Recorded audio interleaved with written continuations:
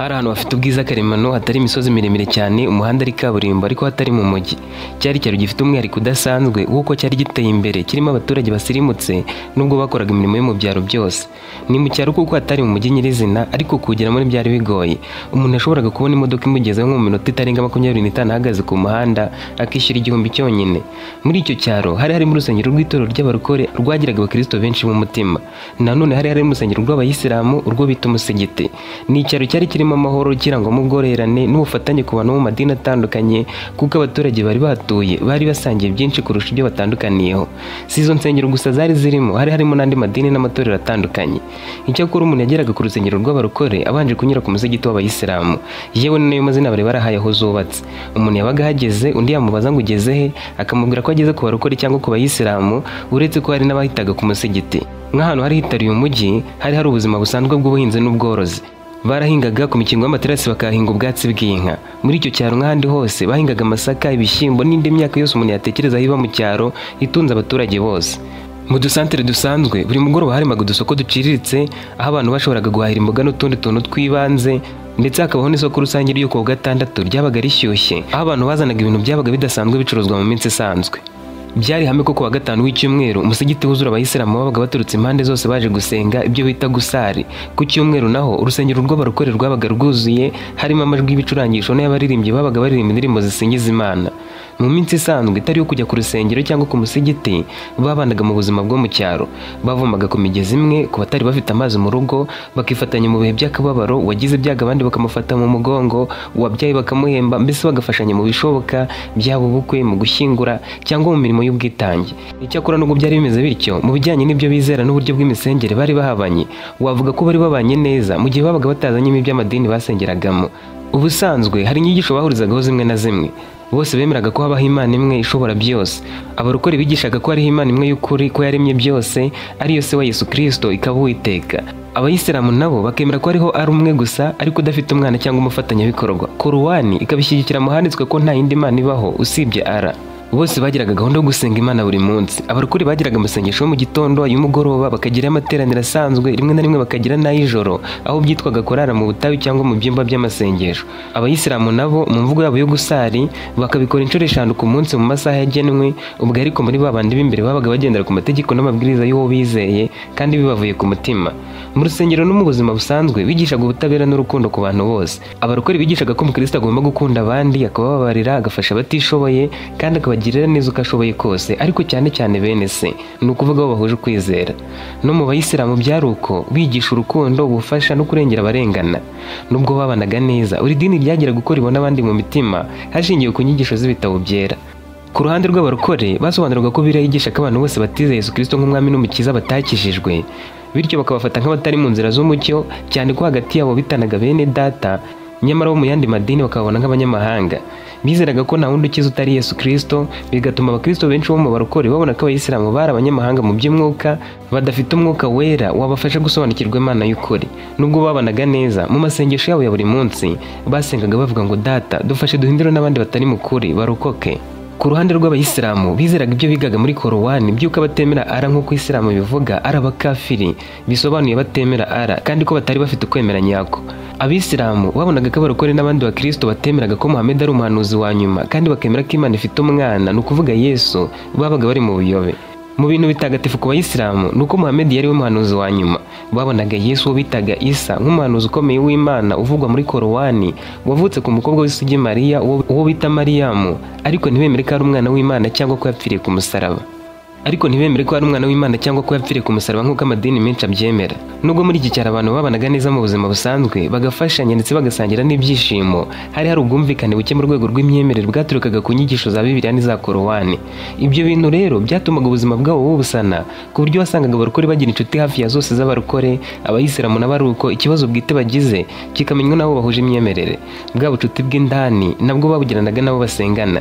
Byabaga bigoranye ko umuyisilamu agira ikibazo runaka agashakira ubufasha cyangwa inama ku murokore, kandi niko n'abarokore byagendaga, cyane ko hari ababaga bakeneye gusengerwa. Rero naho byari kuba ko umuyisilamu ajya mu barokore cyangwa ngo umurokore ajye mu bayisilamu, mu gihe abarokore bumvaga ko abayisilamu bari mu mwijima wo kutamenya Yesu, bityo ko bagombaga guhinduka. N'abayisilamu bakumva ko abakristo by'umwihariko bo mu barokore bari bafite ubuyobe bwo kwita Imana se wa Yesu, kandi banga kwemera ko Muhammad ari we muhanuzi wa nyuma. Byarushagaho kuba ibindi rero iyo byageraga ku gushyingirana. Buri kwezi cyangwa mu mezi 3 muri icyo cyaro habaga ubukwe bwabo bw'abayisilamu cyangwa ubw'abarokore, ariko ntibyabaga bishoboka kumva ko ari umuyisilamu wasezeranye n'umurokore. Niba hari ikintu zikizira mu buzima bwawe, wumve ko kitari kugeza ku rwego bo babifatagaho. Cyari kizira, ari haramu, ari ishyano kandi ku madini yombi. Ntibyari byarigeze bibaho na rimwe muri icyo cyaro ko umuyisilamu abana n'umurokore. Yewe no mu nyigisho abakiri bato bahabwaga zabaga ziganjemo ko badakwiriye kugirana imishyikirano y'urukundo na mike uko byari kugenda kose. Muri Isilamu gushyingiranwa cyari igikorwa gitagatifu gishingiye ku mategeko akomeye. Ubusanzwe umusore w'umuyisilamu yemerewe gushaka umukobwa w'umukristo cyangwa mu bafite igitabo. Kugira igitabo ni ukuvuga abafite igitabo bashingiraho imyizerere yabo. Urugero nk'abakristo bakoresha Bibiliya n'abayahudi bagakoresha Tana. Abayahudi bagereranya Tana na Bibiliya y'abakristo, nubwo hari ibitabo byinshi biri muri Bibiliya bitaba muri Tana cyangwa Tanaka bitewe n'uko wabyumva. Umusore w'umuyisilamu yabaga yemerewe gushaka umugore wo mu idini iryo ari ryo ryose ry'abafite igitabo cyera bishingiye ku nyigisho zo muri Korowani n'ubusobanuro bwa Sunna, arizo nyigisho z'umuhanuzi Muhamedi, kandi bikaba byarabaga mu mategeko y'iyobokamana. Bakoraga ubukwe mu buryo bwemewe, kandi uwo musore akaba afite inshingano zo kubaha ukwemera kwe no kumushyigikira mu buryo bw'idini. Impamvu nyamukuru nuko mu idini ya Isilamu umugabo aba ari umuyobozi w'urugo, kandi idini ntiryemera ko umukobwa w'umuyisilamu ahuzwa n'umugabo utizera Isilamu kuko byakwangiza ukwemera kwe n'imyizerere y'umuryango. Ku mukobwa ho ntiyari yemewe gushyingiranwa n'umugabo utari umuyisilamu. Impamvu yari imwe gusa, nuko mu myumvire ya Isilamu umugabo ari umutware w'urugo akaba umuyobozi w'umugore we. Umuyisilamu agomba kuyobora urugo mu murongo wa Isilamu, akaba ariyo mpamvu umukobwa w'umuyisilamu atashyingirwaga umugabo utizera, kuko byari kuba bisobanuye ko bamaze kumushyira mu bubasha bw'utizera Imana ye. Abayobozi b'uwo musigiti muri icyo cyaro bahoraga baburira urubyiruko rw'abakobwa bati, umukobwa wacu ntashobora gushyingiranwa n'utemera Imana nk'uko tuyemera. Niba hari umukristo ugukunda, niba ashaka kukugira umugore, nagira ubutwari bwo guhinduka abo umuyisilamu. Ku barokore nabo bari bafite umurongo ukomeye ku byo gushyingiranwa. Bo bigishaga ko umusore cyangwa umukobwa w'umukristo agomba gushaka ko basangiye ukwemera. Mu gihe wagiye gushaka yabaga atizera Kristo, cyabaga ari icyaha. Abarokore bigishaga ko gushaka umuntu utari umukristo mu barokore byatuma urugo rw'intonganya, kwivanga kw'imyemerere no kwicwa k'umwuka wera. Mu rusengero rw'iki cyaro, pasiteri yabwiraga urubyiruko ati urukundo rutagira Yesu hagati yarwo ni urw'igihe gito. Ntimugashukwe n'ibyo mubona ku mubiri. Umusore cyangwa umukobwa utizera aho kuzakubera umugisha, azakubera ikigeragezo gikomeye. Muri iki cyaro rero habagamo imiryango ibiri ikomeye. Hari harimo umuryango wa Sheikh Dawudi witaga Boba, akaba yaragiraga umugore witwaga Mina n'umukobwa umwe mukuru witwaga Hadija. Uwo mukobwa wabo yakuze atozwa amahame ya Isilamu, akura azi ko yakwemera gupfa aho gushyingiranwa n'umusore utari umuyisilamu. Bashoboraga kuganira bakavugana imisanzwe, ariko bakaba bataba inshuti zikomeye. Ibyo gukunda nabyo ntibyari gushoboka, no mu nzozi ziteye ubwoba kandi mbi ntiyabirotaga. Yakuze bamubwira ko naramuka abanye n'umusore utari umuyisilamu azaba abaye umunyabyaha, nawe akura atinya cyane ko yarakaza akaba yamwima imbabazi, bigatuma ajya mu bazajyanwa mu muriro w'iteka bita Jahanamu. Iki nicyo gihano cyari gikomeye mu idini yabo ya Isilamu. Yakuze atinya kuzahura n'umujinya wa no kujugunywa mu muriro, aho yizeraga ko hazaba hari umubabaro, inyota n'ipfunwe ritazashira. Se wari Sheikh Boba yakundaga kumubwira ko abatemera Imana n'abakozi bibi bazashyirwa mu muriro bakazawubamo igihe kitagira iherezo. Nawe yirindaga icyari kumutera kuzabuzwa kujya mu ijoro, iryo bita Arijana. Kuri we ijuru yarifataga nk'ahantu h'amahoro, ibyishimo n'umudendezo usesuye.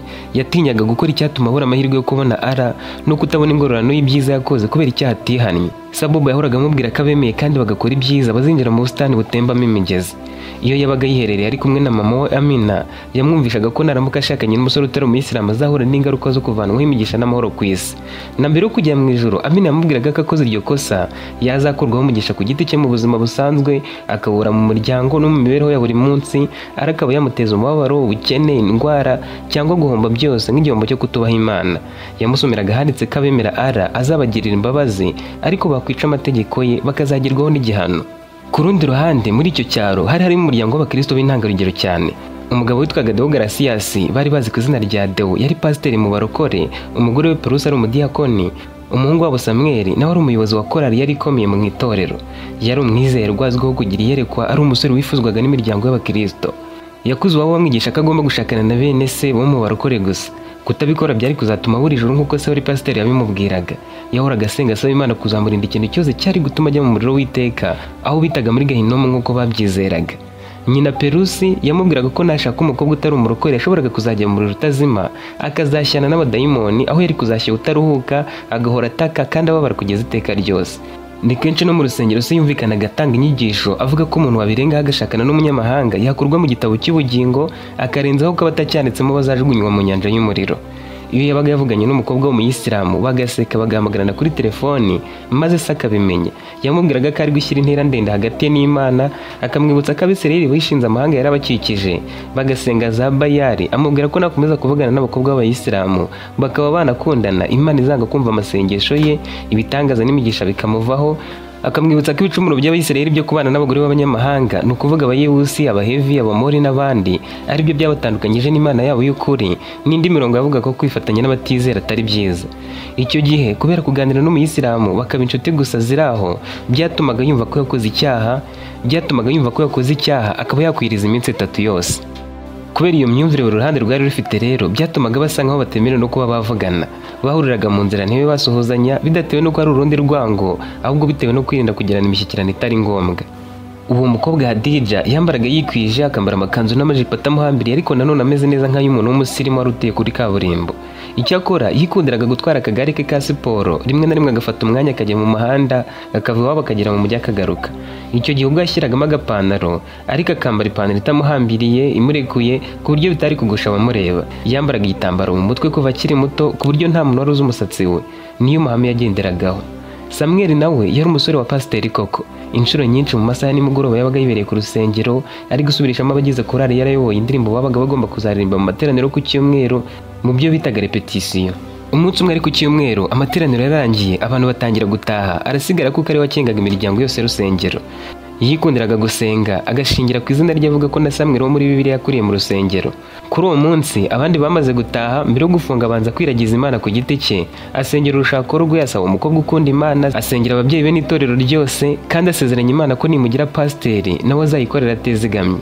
Ikirere cyasaga nabi, bigaragara ko imvura ishobora kugwa, kandi yumva akwiriye kujya mu rugo ikagwa ariyo yiryamiye. Yafunze imiryango, akigera mu muhanda imvura itangira gutonyanga.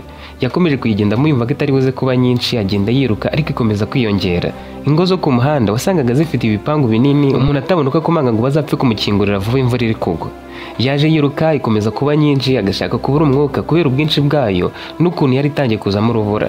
Yaramaze kurenga ku rusengero kure, ageze ahari kureba umusigiti, ariko kuwinjiramo nubwo byari kuba ari impamvu itari yo gusenga nko kugama, yabifataga nk'ibyo kwitandukanya n'ukwemera kwe, cyane cyane kuri wari ufite imyizerere ikomeye.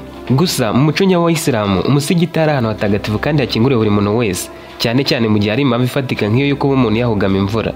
Ku muntu wese wumvaga ko hamuruhura hakamuha amahoro, yabaga yemerewe kuhinjira mu gihe atari buhazane imigenzo y'idini iryo ari yo yose, ngo wenda aba yahaterera ikimenyetso cy'umusaraba, ahasengera avuga Yesu, amuhimbaza n'ibindi.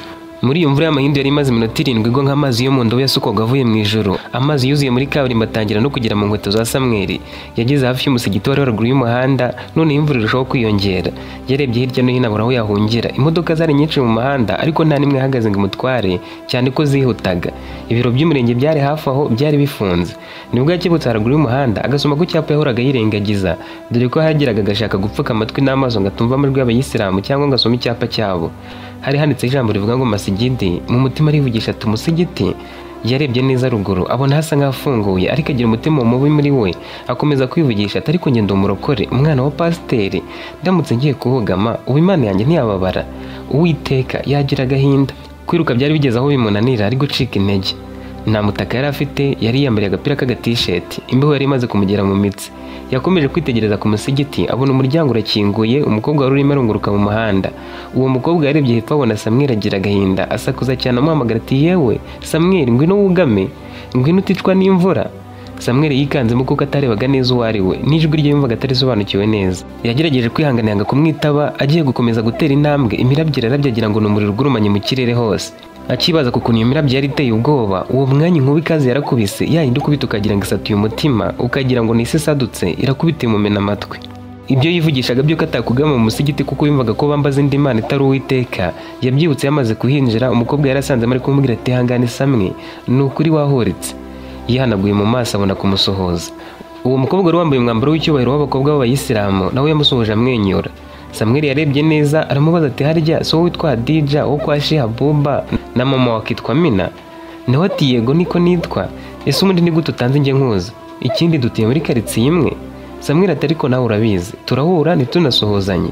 Nari nkuzi ariko n'ubwa mbere tuvuganye. Hadija nawe ati nibyo n'ubwa mbere nkuvugishije, nakubonaga unyura hano ujya gusenga. Yaramubaje ati ko waje hano ku musigiti wenyine, namwe musenga ku cyumweru? nawe aturebye naje kuko nifuzaga kuba ndi kuhakora amasuku. Papa yarabinyemereye, iyo namaze gukora imirimo nza hano nkareba ko nta mwanda uhari kandi kuza ku musigiti biba byemewe. Samweli byamwanze mu nda, yumva ashaka kugenda akava muri urwo rusengero. Mu by'ukuri umutima waramuriye, yumva akwiriye kuhava byihutirwa. Yaratekerezaga agasanga yacumuye kandi wenda yashoboraga kwihangana akagera iwabo. Yashatse gusohoka, imvura irushaho kwiyongera. Hadija aramubajije ati none se kudatuje ushaka gusohoka mu mvura? Nawe ati nihutaga, niyo mpamvu nanze kugama ku rusengero rwacu kandi nabonaga iri hafi kugwa. Hadija ati hangana gabanuka ubone kugenda, cyangwa niba wifuza kuyigendamo ureke ngo utize ikote mfite hano. Inyuma n'ishashi ntabwo amazi yakugeraho, uragenda uryambaye. Mu mutima Samweli yahise yibaza atari ukuguma mu rusengero rw'abantu batemera Yesu no kwambara ikote ry'umuntu utemera Yesu, icyoroshye ni ikihe? Nyamara abisilamu bemera Yesu uretse ko batamwemera nk'uko abakristo bamwemera. Ibyo ntacyo byari bimubwiye, bapfa kuba bataramwemeraga nk'umwana w'Imana, umwami n'umukiza. Yabitekereje aramubwira ati zana iryo kote ndebe. Cyari igikote gifitamo imbere, gifite ingofero nini, ari kirekire, inyuma kimeze nk'igikoze mu ishashi. Yaracyambaye akigishyira ku mubiri ubushyuhe bitabuza, mu mutima yumva hamwenyuye. None yasezera kuri Hadija, yemera kugenda mu mvura atamubajije nuko azamusubiza iryo kote rye.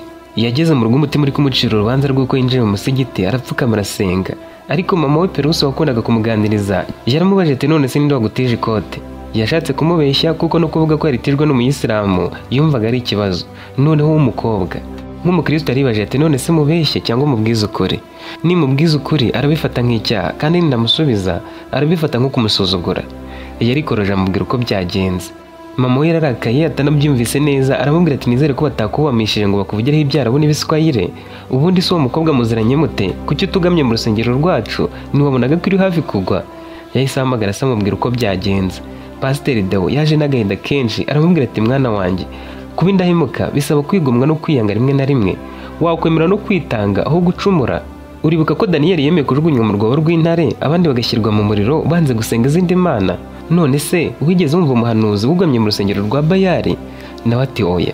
Papa ati none se urumva kwinjira mu rusengero nubwo utasenga hatatuma utekereza ku mana yabo? Abantu batakiriye Yesu badakijijwe kuko kugama mu rusengero rwabo? Yasabye imbabazi ababwira ko nawe umutima uri kumucira urubanza. Icyakora se na nyina barongeye basa nk'abamuhumuriza, baramubwira bati mwana wacu turakumva, ariko gukorera umwami Yesu si imikino. Ntuhangayike cyane ariko ntuzongerere ikosa. Ubwo wari ugiye kugama nta gikorwa cy'idini wakoreye mu musigiti, nta kwatura cyangwa kwambaza izindi mana byabayeho, ntabwo twabifata nk'icyaha gikomeye. Bamugira inama yo kwisobanura imbere y'Imana mu isengesho ikamubabarira kuko ngo kitari icyaha gikomeye cyari kumuganisha ku guhagarikwa mu itorero. Icyakora iyo aba yari yabikoze bigambiriye ariko ubw'indi mpamvu yashoboraga guhanwa bikomeye no mu itorero bakamuhana. Byari byabaye mu buryo bwo kwirengera no kwirinda ingorane. Baramwizeye bemera ko yitwararitse, banamushimira ko yahise afata umwanzuro akahava. Nabo banze gutekereza ku kuntu ari kuzongera guhura n'uwo mukobwa akamusubiza ikote rye. Ku wa gatanu harageze, Hadija n'umuryango we bajya mu musigiti nk'ibisanzwe. Mu gutaha kuri uwo munsi yanyuze mu muhanda wo haruguru ari kumwe n'umuryango we n'abandi bayisilamu bari bavanye gusari. Yahuye na Samweli wagenderaga ku muhanda wo hepfo aramupepera. Samweli nawe wajyaga kurepeta ku rusengero aramwikiriza, ahita yibuka ko mu rugo hari ikote rye. Yifuje kumwegera ngo amubaze uko yazarimuha, ariko kuko yamubonanaga n'ababyeyi be yumva bitaba bikwiriye. Ikindi kumushyira ikote rye mu rugo yumvaga nawe byamuteza ab'iwabo. Muri iyo minsi yari ari gukusanya ibikenewe byose ngo yubake. Ikibanza yari yaragisije, yarabumbye amatafari, ibiti bihari hasigaye kuzamura gusa. Amabati nayo yaravuye kuyagura. Yari yigereye mu mujyi mugari kuko ariho yarahendutse. Wari umuhanda mwiza, ntiyigora ashaka ko kumusunikira. Amabati yari yaziritse ahagaze ariko atari kurigenderaho, yari asunitse gusa. Mu nzira agenda asunitse, Hadija amuturutse inyuma amunyuraho. Samweli amubonye abona ko ariho ahita amuhamagara ati Hadija. Yarahagaze areba inyuma ati Samwe ni wowe burya? Sori mwana nari nguciyeho ntazi ko ari wowe. Yavuye ku igare aramusuhuza nawe atangira kurisunika bagenda baganira. Babanje kuganira ku bintu bisanzwe, Samweli amubwira imishinga arimo, Hadija nawe amubwira ko ku wa gatandatu akora siporo, akaza mu mujyi nta kindi aje kuhakora ari ukwikorera siporo gusa. Baraganiriye karahava, batangira no kuganira ku madini yabo, basanga bahuriye ku gutanywa inzoga no kutirimbisha bigendanye n'iby'isikunda. Samweli byaramushimishije kuko yakekaga ko banywa inzoga cyangwa bakaba bakora ibindi bikorwa byo kwibonekeza mu isi. Yamubajije impamvu wahora witwikiriye batagaragaza umutwe n'ijosi utabona umusatsi. Hadija aseka cyane ati abakobwa b'abayisilamu twipfuka umutwe tukambara iki gitambaro twita hijabu kubera itegeko ry'idini ryacu rya Isilamu ridusaba kwambara mu buryo bwubaha Imana, bukingira icyubahiro cyacu kandi bwerekana ubusugi n'umurava.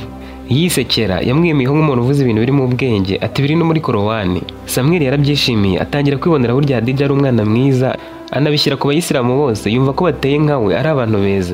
Bakomeje kuganira buri wese abwira undi ibyo akunda n'ibyo yanga. Samweli ageze ahantu ivamo amubwira uko yiyumvaga ubwo yugamaga imvura mu musigiti akava itarahita akemera no kuyigendamo. Hadija byaramutangarira ifata ku munwa arumirwa ariko akomeza kumutega amatwi. Samweli yamushimiye ko yamutije ikote amubaza uko rizamugeraho. Hadija ati wazamvugisha kuri telefone tugahura nkarifata. Yamusabye nimero ngo azamuhamagare. Hadija arayimuha aranamubipa ngo aboniye bakomeza kugenda. Samweli yageze aramubaza ati none se mwebwe umuyisilamu yakwinjira mu rusengero rwacu? Yaramubwiye ati kuri iyo ngingo nta mwanzuro umwe twese tugenderaho. Mu by'ukuri hari abantu bumva ko byaba bihumanye ari haramu. Samweli ati haramu ni ibiki? Nawe ati haramu ni ijambo ry'icyarabu risobanura ibintu bibujijwe mu idini ya Isilamu. Iyo tuvuga ko ikintu ari haramu tuba dushatse kuvuga ko ari ubwo yategetse ko kitagomba gukorwa kandi ugikoze abakoze icyaha gikomeye. Yarakomeje ati nyine ku muyisilamu kwinjira mu rusengero rutari umusigiti niyo yaba agiye kuhugama imvura ni ikintu kitabwaho cyane, ariko biterwa n'uko umuntu abona ibintu. Hari abameze nkamwe bumva ko uba ukoze ikosa rikomeye, bavuga ko kuba waba uri ahantu hahimbarizwa Imana ifatwa nk'itemewe mukahigishiriza inyigisho tutemera bishobora gufatwa nko guca ukubiri n'ukwemera kwacu. Hari abemera ko ahantu hatari umusigiti hashobora gutuma ubuzima bwabo bw'iyobokamana buhura n'ibishuko, bityo bakarinda umutima wabo ntibabikore ahubwo bakemera icyabaho cyose aho kuhinjira. Samweli yaramubaje ati none se uretse iby'abandi wowe ubibona ute?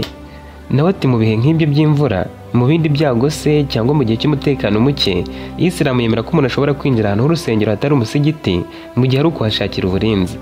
Mu gihe nta gikorwa cy'idini ntaba ndi buhakorere, ntari busenge ngo ndirimbe indirimbo zanyu cyangwa ngo makorere indi migenzo, ntabwo nahinjira ngo umutima undye. Samweli yarabikunze aramubwira ati numva nkeneye kumenya byinshi kuri Isilamu, burya njya mbitiranya ngo bafata uko mutari. Umukobwa nawe ati nanjye nuko nkunda kubitiranya ngo bafata uko mutari. Icyo kuri gihari ni uko Imana dusenga rimwe nubwo tuyisenga mu buryo bunyuranye.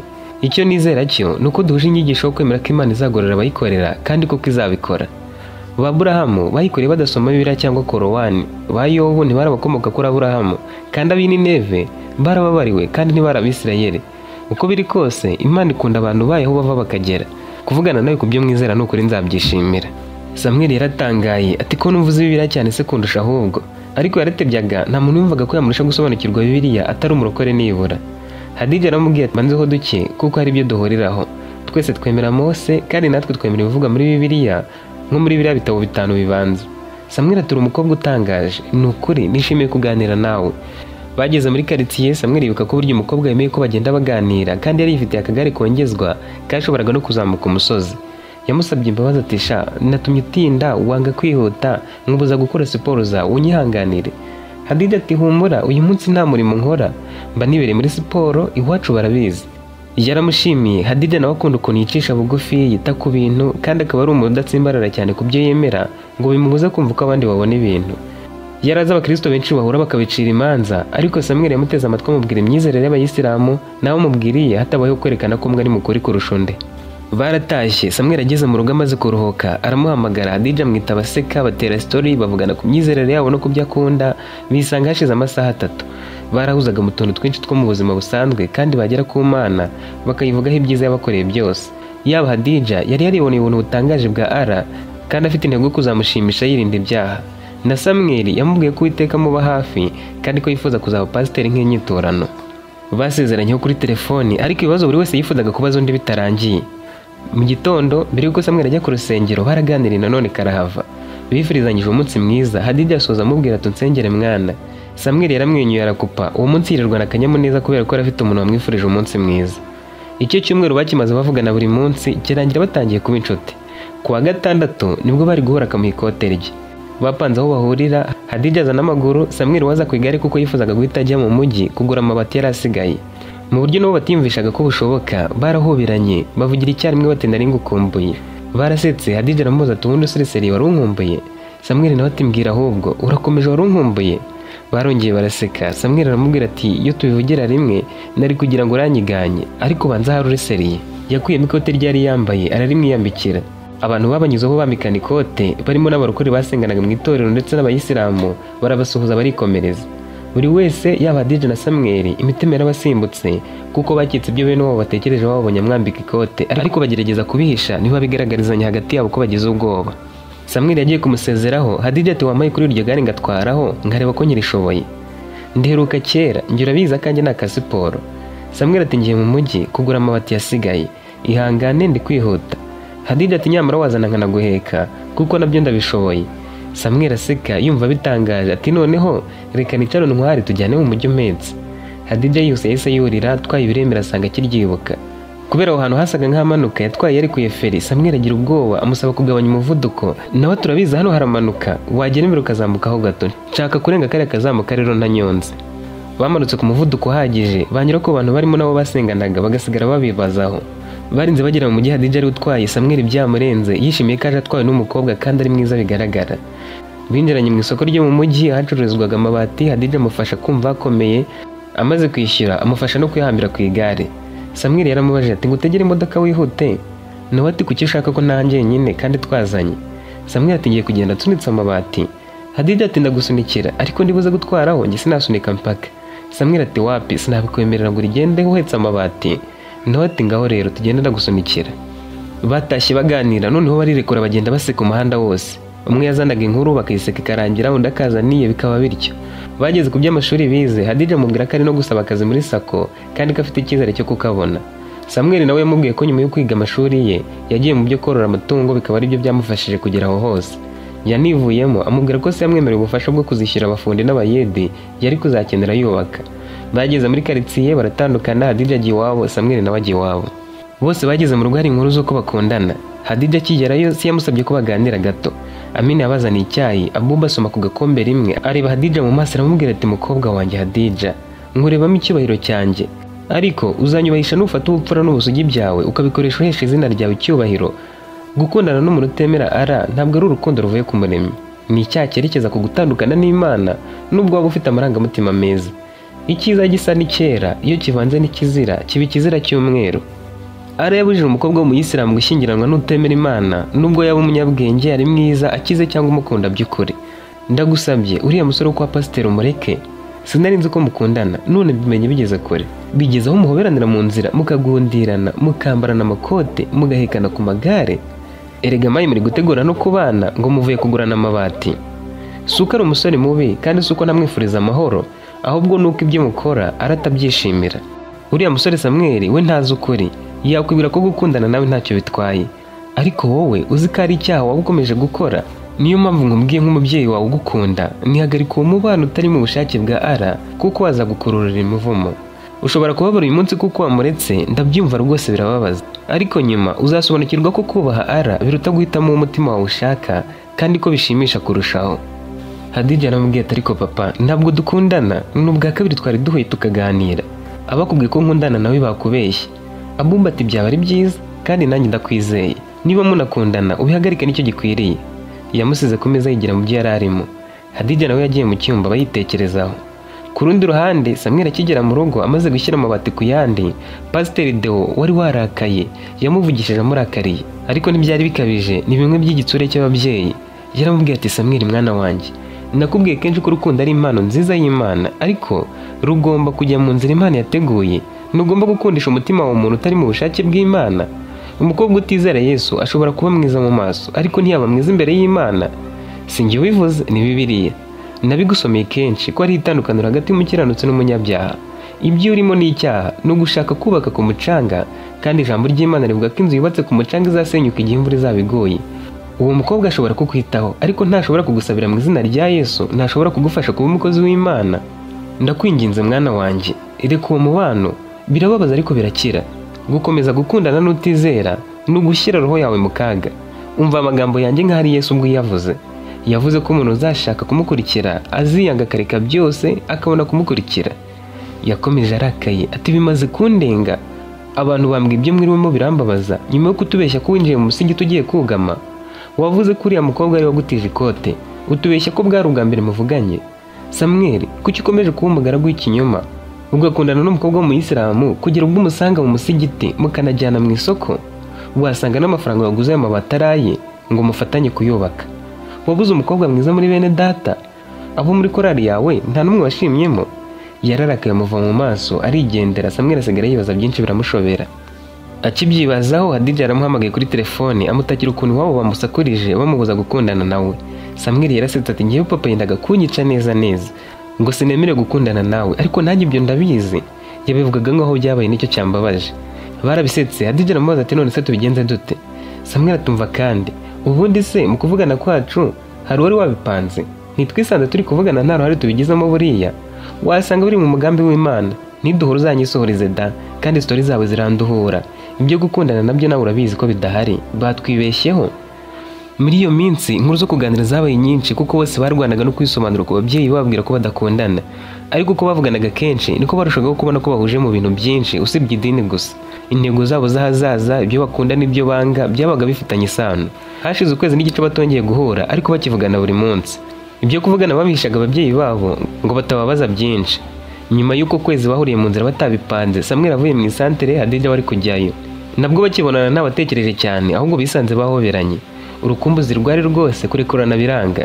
Hadija yikije umutima, Samweli nawe ariruhutsa, barebana mu maso bongera guhoberana. Samweli ati Hadi, kuguhobera birimo ikindi kintu ntazi. Ni ukuri ndumva nta kurekura. Hadija yaramukomeje, Samweli arabyishimira, kandi uko bakomezaga guhoberana niko abantu babanyuragaho. Barebanye mu maso, Samweli arahinduka, Hadija nawe asa nk'uri kureba igikezi, Hadija nawe asa nk'uri kureba ibikezi, bisanga bongeye guhoberana. Hadija yamubwiye ko ari kwihuta ahita yigendera. Samweli yumvise amarangamutima azamutse ari menshi, amubwira ko ari kwihuta ahita yigendera. Yagiye yibaza ibimubayeho, Hadija nawe agenda abyibazaho, bose babiburira ibisubizo.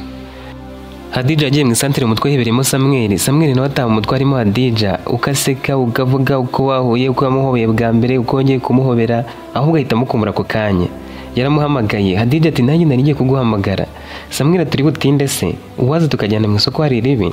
Nawe ati waba ugize neza, unsezeho wihuta tutanavuganye birambabaza. Yasubiye inyuma ajya kumureba, bajyana mu isantere, Hadija agura umuti w'isabune n'amavuta, bagaruka baganira. Buri wese yabwiye undi uko yumva nuko amutekerezaho cyane. Samweli atabicaye ku ruhande ati nta kindi gisobanuro cyabyo kuri njye. Ni urukundo rwanjemo Hadi, sinjye kure ngo nawe ujye kure, njye ndagukunda. Hadija nawe atabifashe nk'ibimutunguye ati nanjye se ko ngukunda Samwe, ntabwo nigeze niyumva nk'uko niyumviye ngutekerejeho, ubwo twembi twakoze amabara turakundana. Samweli yarasetse aramubwira ati Hadi, gukora icyaha cyo gukundana bibaho? Nturi ikihebe, nturi umunyabyaha, none kugukunda bibaye icyaha bite koko? Harya ngo nuko tudahuje amadini? Hadija nawe ati niba kugukunda ari icyaha namaze kugikora, ariko nta cyaha mbonamo, mugiye koko nawe utari umunyabyaha mu bundi buryo. Kandi Yesu yabasabye gukunda n'abanzi banyu. Barongeye baraseka. Samweli ati tubeseri, urankunda koko kandi ndi umurokore? Hadija ati ahubwo wowe utabeshye, urankunda kandi ndi umuyisilamu? Barahagaze barebana mu maso, barahoberana bitse imitima, bose babwirana ko bakundana mu ijwi ryuzuyemo amarangamutima menshi. Batandukanye batabishaka, abantu bamaze kubabona, hari n'ababaciye iryera bahoberanye. Nabwo inkuru zihuse zahise zicicikana muri karitsiye, zageze no ku babyeyi babo, kandi noneho ko ari ukuri bari bemeranyije ko bagiye kuba abakunzi. Hadija yageze mu rugo asanga Amina akaba mama we yarakaye cyane. Yamwutse n'abati Hadi, kuki ukomeje kudukoza isoni muri rubanda? Ubwo kundana na wa musore w'umukafiri? Mbabarira umbwire ko bavuga ibitari byo. Mbwira ko atari umukobwa wanjye wakundanye n'umusore w'umurokore. Yagerageje kwinjira mu cyumba. Amina ati banza usobanure neza ukuntu waba warapfushije ubwenge bwawe ubusa, kandi naho byaba ntabwo nzigera nemera ko uvogerwa n'utazi ara. Ibyo urimo ni haramu, ni icyaha gitukisha idini n'umuryango. Ushaka ko shehe papa wawe agufata nk'uwakandagiye korowani? Uzi ko umukobwa w'umuyisilamu ushakanye n'umukristo afatwa nk'uwamennye amaraso ya se?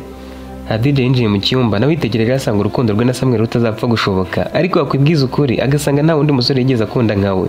Samweli nawe yageze mu rugo asanga nta n'umwe ukeneye kumuvugisha. Yinjiye mu nzu, mama waramwihorera ajya mu cyumba ariryamira. Kuri uwo mugoroba se na nyina banze gusangira nawe ku meza, bamushyira ibye mu cyumba.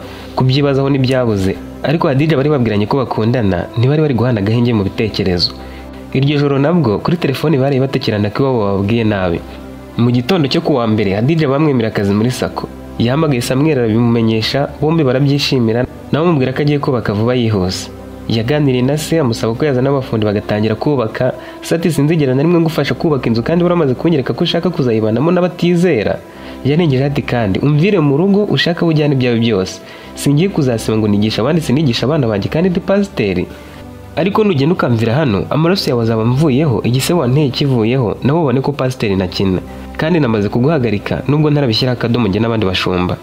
Samweli yagize ubwoba, agerageza kumvisha se kadakundana na Hadija ko ari inshuti zisanzwe. Samwibutsa ko byatangiye amubeshya ko bahuriye mu musigiti atabipanze n'ibindi byose byakurikiyeho. aramubwira ati Satani yamaze kukorekamo ubwo ubeshya bwacyo ugasubira. Uwo mwanya yamusabye kuzinga utwe twose akagenda akabaviraho. Yamusabye imbabazi ngo wenda mubabarire kuko atandukane na Hadija bya nyabyo, ariko se amusomera umurongo uvuga ngo ahubwo none nabandikiye ko mutifatanya n'uwitwa mwene data niba ari umusambanyi cyangwa uwifuza ibibi cyangwa usenga ibishushanyo cyangwa utukana cyangwa umusinzi cyangwa umunyazi umeze atyo ntimugasangire nawe.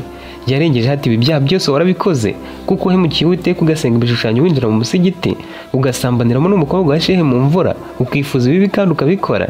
Samweli yarababaye ariko aranarakara kuko se yari kwifashisha Bibiliya agahuza ibintu bidahuye. Yaranamushinje ko yasambaniye mu musigiti, byaramukorogoshoye mu bwonko arababara cyane. Yaramweretse ko nta cyizere yigeze amugirira. Yihuse yagiye mu rugo rw'umugore w'umupfakazi w'umugaturika bari baturanye, agiye amuganiriza ku bibazo bye byose.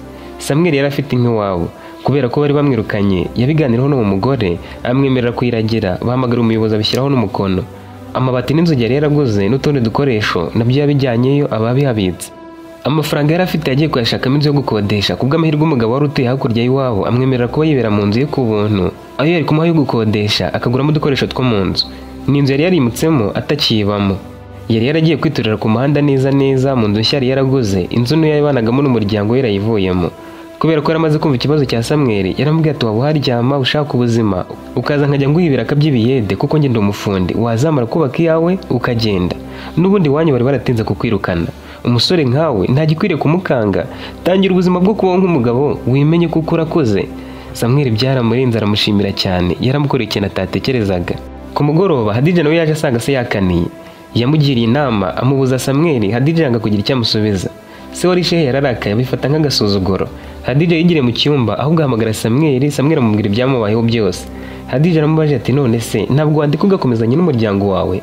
Erega nibo bakureze wabamenye ukivuka utanazi ko ndiho. Samweli yanze kumubwira ko yaragiye kwisubiraho, nawe ati Bibiliya ivuga ko umugabo azasiga se na nyina. Niba unkunda tukaba tuzibanira, urumva iby'ababyeyi ntaho bihuriye natwe. Ngomba kubasiga ahubwo barakoze banyirukana kare, nanjye nari kuzahikura. Upfa kuba unkunda gusa. Hadija yaramwenyuye aramubwira ati nanjye nzarwanira ku rukundo rwacu, sinzatuma wicuza. Mu gitondo atarabyuka iwabo habyukiye abashehe batatu se yari yarayahamagaje.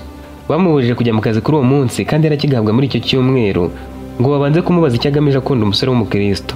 Bamubajije niba amukunda arabyemera kandi arera ko atazigera na rimwe amureka. Bakomeje kumwinginga ababera ibamba kubera ko yatekerezaga ko na Samweli yemeye kurwanira urukundo amukunda akava iwabo. Yari yamaze kumwibonera, umutima uri kumuhamiriza ko ari Samweli nta wundi azabona.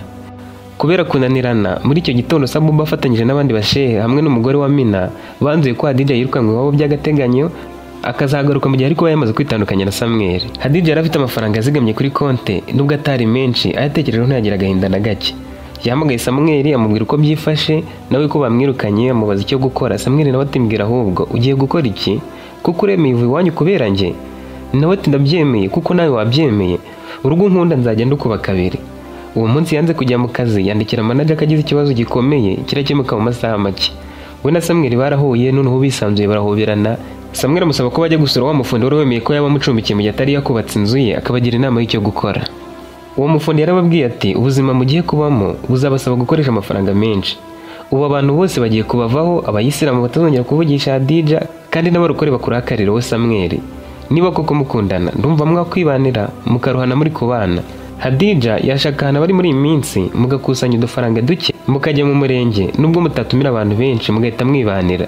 Ubundi se hari ikindi mwe muri gutekereza? Samweli yarebye Hadija mu maso aramubaza ati sheri tubipange mu kwezi kumwe n'igice twibanire tuzabe twubaka nyuma. Hadija tubundi mu biganza byawe, ikintu cyose wumva cyatugirira umumaro sinakirwanye.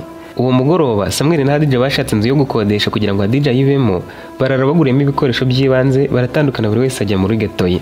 Iwabo Hadija bibwiraga ko agiye kwisubiraho akabasaba imbabazi akareka gukundana nawe. Nk'ibisanzwe kuwa gatanu yagiye gusenga bashehe bifuza kumuganiriza arabananira ahita yitahira. Ako gasuzuguro katumye bamubwira ko atakemera kwinjira no mu musigiti, kagomba kuzagaruka nibura nyuma y'uko azaba amaze kwihana. Nyuma y'ibyumweru bibiri mu buryo bubi cyane bwatumye ababyeyi babo barwara imitima, babonye ubutumire bwa Hadija na Samweli handitseho ko bazasezerana mu mategeko bakiyakirira mu rugo rw'umufundi mu gihe kitarenze ibyumweru 4. Inkuru zabaye inkuru, abantu bacika ururondogoro, bamwe bata umuhungu wa pasiteri koko nukurate gushya abakristo bose. Abandi bo muri Isilamu nabo ntibabyumvaga, bamwe ntibabaga bashaka no kumva izina Hadija mu matwi yabo kuko ari yabaye nk'ikizira. Muri uko kwezi Hadija na Samuel baganiraga cyane birenze, ari nako bakomeje akazi kabo, Hadija muri sako, Samuel mu biyede. Igishimishije nuko umufundi yari ari kumwigisha kubaka, ku buryo nyuma y'igihe gito nawe yari kuzaba atangiye igifundi akareka ibiyede. Ukwezi kwararangiye, Hadija ahabwa umushahara wa mbere, akoraho yo kurya mu minsi mike, asigaye we na Samuel bateranya ahandi make bategura ubukwe bwabo. Muri iyo myiteguro umufundi yemeye kubaha inkunga ifatika, abemerera ubushera bwose bari kuzakiriza abantu nabo bakazashaka izifunze. Mu gitondo cya kare Hadija avuye muri geto ye ajya ku murenge aherekejwe n'abakobwa 5 batari mu mwisilamu n'umwe, na Samuel ajya ku murenge avuye muri yanzu yaberagamo ubuntu yari no kwakiriramo abashyitsi ari kumwe n'abasore 5 batarimo umurokore n'umwe. Kubera ko ibyo kunywa byaraho, wa mufundi we n'umugore we basigaye bakira abashyitsi bari kuza mu rugo rw'abageni. Mu bushobozi bwabo buke bakodesha utumodoka 2 two kubatwara, bagera ku murenge amahoro, barasezerana bongera kugaruka mu rugo. Icyabatangaje nuko bahasanze abantu benshi baje muri ubwo bukwe. Hafi ya bose bifuzaga kureba niba umuyisilamu yari bukuremo hijabu, cya gitambaro bitandira, ariko ntiyari kugikuramo ngo nuko asezeranye. Yagiye yambaye nk'umuyisilamu, Samuel nawe yambaye nk'umurokore. Kubona abo bantu bangana batyo bo muri quartier hafi ya bose babataye ubukwe bwabo, nubwo bamwe bumva ko ubukwe ari uko umuntu yambaye agatimba yagiye mu rusengero, byabakoze ku mutima. Hadija azenga amarira mu maso kubera ibyishimo. Nubwo ababyeyi babo batari bahari cyangwa basenganaga, nibura abandi bantu bari baberetse ko bari kumwe nabo. Barabatwereye karahava, baba abaturanyi n'inshuti zabo biganye, abo mu yandi madini ndetse n'abarokore bake bikundiraga cyane Samuel. Abo ngabo bo bari biteguye guhabwa igihano icyo ari cyo cyose. Abashyitsi barishimye bataha bavuga ibigwi, bavuga ko bagize ubukwe bwiza buruta ubw'abasezerana mu madini no mu matorero. Inkuru y'abakwirakwiriye ahantu hose kuko bwari ubwa mbere bibaye ko umuyisilamu abana n'umurokore. Abantu biboneraga ari byiza, baberanye, kandi bigaragara ko urwo bakundana rutazigera rushira. Nyuma yo kubana, Hadija yakomeje akazi ke, ariko nanone byanzurwa ko atazigera yemererwa kwinjira mu musigiti na rimwe kuko yari yaratesheje agaciro korowani. Ababyeyi be banzuye ko batazigera kongera kumuvugisha na rimwe mu gihe yari akiri muri urwo rushako bafataga nk'ikizira. Samuel nawe ntiyasubiye mu rusengero kuko abantu bose bamufataga nk'ukoze icyaha gikomeye, yatekereza kujyayo akumva ari we bagiraho ikiganiro. Kugeza ubu Samuel n'umufundi, umugore wa Hadija akaba akora muri sako. Iyo Hadija ahuye n'ababyeyi be ntibamusohoza kandi ntibanamuhamagara kuri telefone, bamufashe nk'ikizira. Pasiteri na Perusi biyo bahuye n'umuhungu wabo Samuel baramusohoza, bakamusaba kuzagaruka gusenga ari kumwe na Hadija, akababwira ko ari kubitekerezaho. Icyakora nyuma yo gukora ubukwe bwashimishije abantu benshi, bungutse inshuti nshya hafi ya quartier yose, havuyemo abo basenganaga babikomye. Gusenga kuri bo ntibyahagaze, ariko kugeza ubu ntibarafata umwanzuro w'idini na rimwe bakorekezamo bombi. Icyakora niyo ntego yabo, kuko nabo bazi ko guhuza muri byose harimo n'idini bikomeza umuryango kurushaho, n'abana bakazavukira mu muryango wunze ubumwe. Hadija yanyuzamo agasoma korowani no kuri Bibiliya akarebamo, yewe na Samuel nuko. Iyo bamaze gusoma igitabo kimwe muri ibyo, baganira ku byo basomye, bagasengera hamwe mu buryo bashaka, bagasaba Imana kubayobora ku buryo bazahuza imitima bagafata umwanzuro wo gusengera hamwe bemeranyijweho. Ikigoranye kuri Hadija nuko atemerewe kwinjira mu musigiti mu gihe akibana n'umusore utari umusilamu. Kugira ngo yemererwe kongera kuba umusilamu wemewe, byamusaba kwaka agatanya cyangwa Samuel akemera kuba umuyisilamu. Kwa Samuel ho biroroshye kuko nubwo atarasubira gusenga, agiyeyo ntacyo bamutwara. Igituma atajyayo nuko bose bamufashe nk'umunyabyaha, ku buryo yumva ko agiyeyo hari abo yasitaza. Burya nubwo urukundo ari rwiza, ariko rurushaho kuryohera aho gusengera muhahuje. Nabo barabyifuza kandi bazabigeraho, gusa kugeza ubu ntibarafata umwanzuro, none barifuza ko bagira inama. Ese Hadija azari ko ubuyisilamu b'umukristo kandi yarakuze yikundira Isilamu, akomeje no guhamya ko ibyo yizera ari ukuri, maze yizere Yesu nk'umwami n'umukiza, abatizwe mu barokore, akora ibyo bavuze ko idini ry'umugore ari umugabo? Ese Samuel wakuriye mu bakristo, yizere Yesu nk'umwami n'umukiza, akaba akomeje kwizera ko abakristo bafite ukuri, azibera umuyisilamu agenda ari ku ihame ryo kuba yakora buri kimwe ngo umukunzi we anezerwe, wabagira inama yo gutandukana se buri wese agasubira mu kwemera kwe? None se wababwira ngo nimwibere mu rugo, mwirinde kujya mu rusengero no mu musigiti, ariko mwubahane, buri wese asenga ukwe, nabishaka ajye mu rusengero ashaka, natabishaka bireke, ariko aho amahoro bo babana? Nyuma yo kumva iyi nkuru, icyo nakwizeza nuko babanye mu mahoro. Ese nta ngaruka bizagira ku bana babo? Ngaho duha igitekerezo cyawe. Hadija na Samuel barishimira kumva inama yawe. Ntuzacikwe n'inkuru y'ubutaha.